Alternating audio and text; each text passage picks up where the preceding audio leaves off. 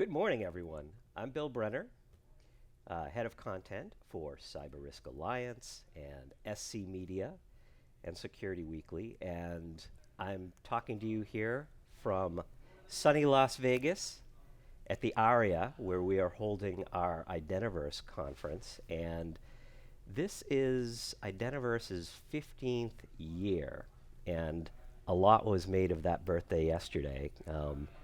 Very impressive milestone. But I am joined by my co-pilot for this week, Mr. Yes. Ron Eddings. And some of you are thinking, I know that guy, and it's because you do, because Ron has been doing outstanding work through Hacker Valley Media.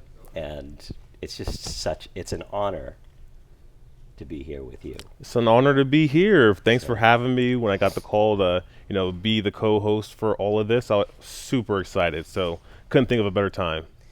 As I've watched some of your podcasts, and my first impression's always, I love the background. I love the purple. Love it. My background, I have a Klingon sword. Nice. Up 20 years worth of conference badges. But I was like, if there's ever a way to work with him someday. So here we are. Here we are. So let's talk about yesterday, which was really the start of Identiverse. I am going to point out just from the outset to follow along with all of the content coming out of Identiverse. You can punch in securityweekly.com/IDV for Identiverse. And you'll see all of the articles that are up so far, all of the videos that are up so far.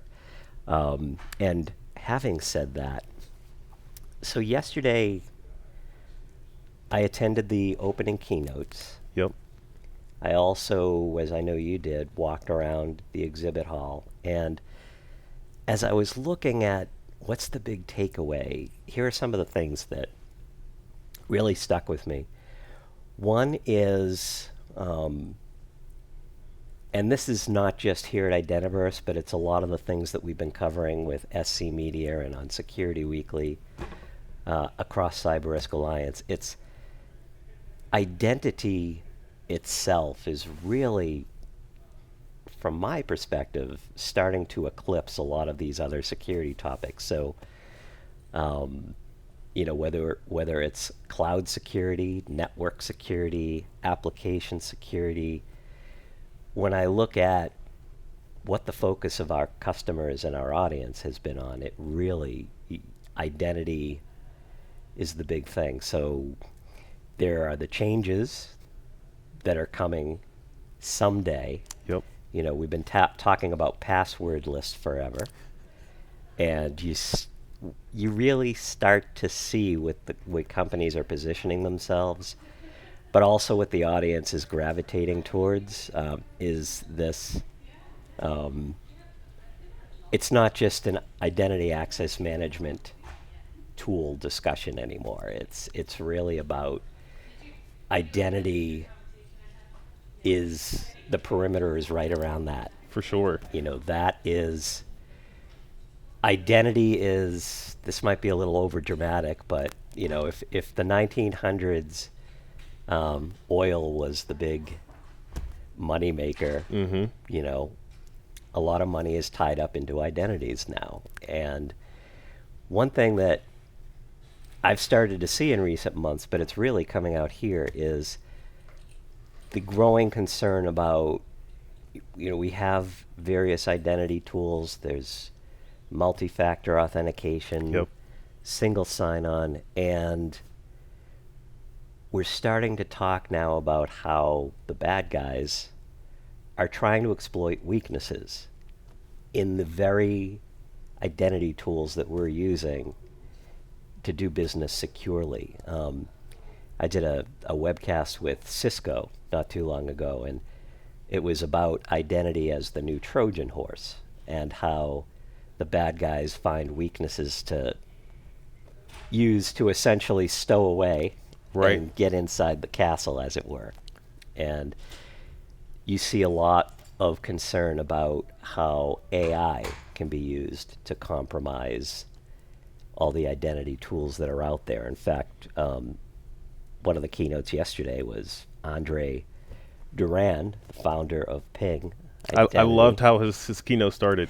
Yeah, so it started out with two of him on screen as he was standing off to the side, Yep. and the exercise was to show how you can have these AI generated deepfakes, and how do you truly know what you need to know to let this person pass through. And so those were just some of the takeaways that AI, we hear about AI across all security topics, but where I tend to see, where I've noticed the most concern is how it can be used for ill when it comes to identity.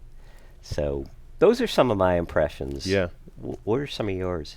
When I look at something like identity, I think back when I first got started in my career, we were so focused back in 2010, 2011 on Windows Active Directory. Yes. And little did I know that concept of identity that came with Active Directory was going to be so prominent like it is today. Like, I knew the importance of giving users access, trying to be somewhat controlling with their permissions, but maybe not having the most grip on it. But now that everything is powered through data, there's SaaS applications, the cloud. Our data is powering these applications, but the data is not all living on the applications itself. It might be living in a data center, and it's living in a cloud, so many applications can access the same data. So it really makes it important to have this event, Identiverse, to see all of the vendors, the practitioners that are doing it, because now that we revolve our lives around data, it's really sensitive who has access to what. When I look at the workplace, we use things like Slack. You don't want someone to have access to your private Slack messages. Only you want access to those things. Right. So I look at all of the companies around that are doing identity and powering applications, powering the future. I get really excited. Yeah, I do too. It's just great having an event that's all about the identity part of security. There's a lot that I haven't thought about until coming to this event and walking around yesterday. I was just speaking to an organization that does identity continuity. So if there was a bad situation where your identity access management systems went down, which really kind of power a lot of things now, what are you going to do about it? You need to have some sort of backup. So I didn't realize before coming to Identiverse that there were organizations that are tackling some of the nuances of identity that maybe practitioners want but haven't quite thought of yet. Yeah, and a lot of startups here. In fact, there's Startup Alley, the Startup Row. I'm confusing my events. We were at RSA 3 weeks ago, and Yep. we were in this whole was in Broadcast Alley. Mm-hmm. But no, there's one area all dedicated towards newcomers, and there were a lot of names there that I had never heard before, never Yep. seen, and so I'll be interested to see over the next couple of days how they're trying to stand out from the rest of the pack and identify Yep. themselves. What are you, when it comes to the dangers around AI and other ways that identity can be compromised, when it comes to how we need to strengthen identity security in the months and years to come to deal with that and other things. What's the secret sauce that you, the startup, can offer Yep.